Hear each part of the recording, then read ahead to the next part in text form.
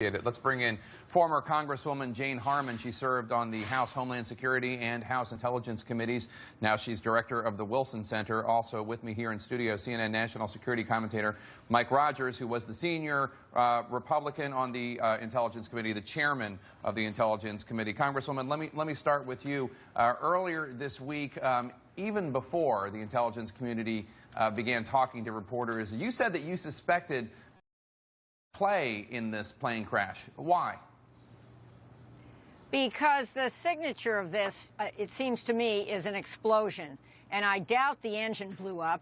We don't know for sure, but it is plausible that this was either a crude bomb or a sophisticated bomb. And the use of sophisticated bombs on airplanes has already been attempted.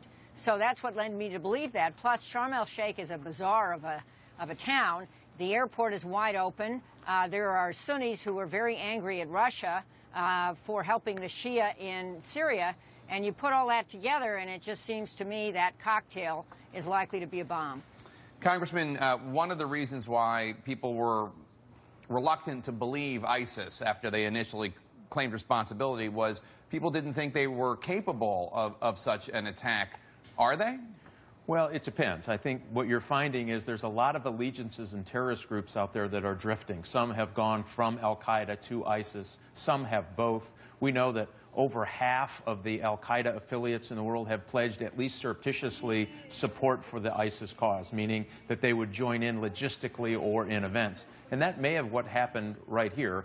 The Sinai has been deteriorating. Remember when Morsi got elected, the security situation in the Sinai rapidly deteriorated. So when el-Sisi became president of Egypt, what was a takeover, if you will, then a free election. Right. Some would call it something different than a coup. He began to reestablish security in the Sinai. So it has been a tumultuous area. There is lots of connections between the Muslim Brotherhood, between ISIS, between other terrorist factions operating in the Sinai. It is an arms bazaar that they're trying to get a handle on, and they have lots of relationships back into Sharm el-Sheikh that could have come from different and desperate groups, but ISIS could have encouraged it. They could have, again, combined logistics to pull this off. It is likely, given what we have seen, and the British have great intelligence there, so do the Russians, that it was probably an inside job in the sense that the device was in the right place, at the right setting, at the right altitude to bring it down. That says a lot about what they believe happened in an operation. And again, it might not be something other than terrorism, but all the indicators are something different. Congresswoman Harman, explain to our viewers why you think it is, in all likelihood, that Russian authorities and Egyptian authorities seem, at least publicly, to be more cautious, more circumspect in what they're saying about this, other than beyond where America and the British are.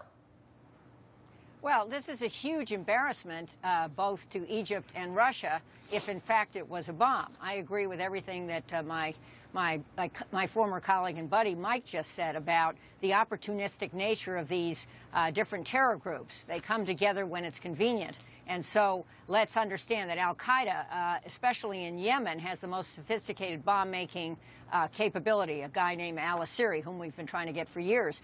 And so he may have played a role in this. But Egypt, obviously, if it happened on Egyptian soil, has lax security, and that's an embarrassment. And Russia went into Syria, so Vladimir Putin said, to prevent ISIS or any of these groups from attacking Russia. Of course, what they're doing in Syria is helping Bashar Assad rather than attacking ISIS. But nonetheless, they could have been blamed, as I said earlier, for siding with the Sunnis against the Shia. So both of them will have black eyes if this turns out to be a bomb.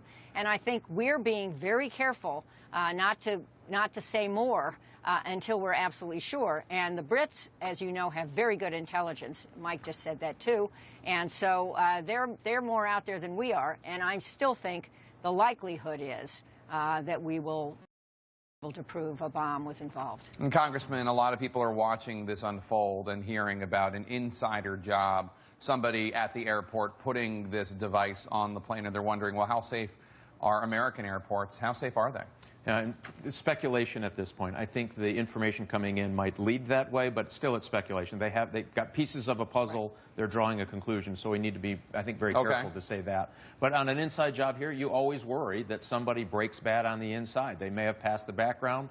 They may have done everything right. Somebody touches their heart to do something as dangerous as this. You can't quite catch that. They have a pretty good system. They have a reinvestigation system. They're going to keep their eye on it. It's always something you worry about, but it is something that they have taken into consideration here in our U.S. airports as well. Former Congressman Mike Rogers, former Congresswoman Jane Harman, thank you both. Appreciate your time in our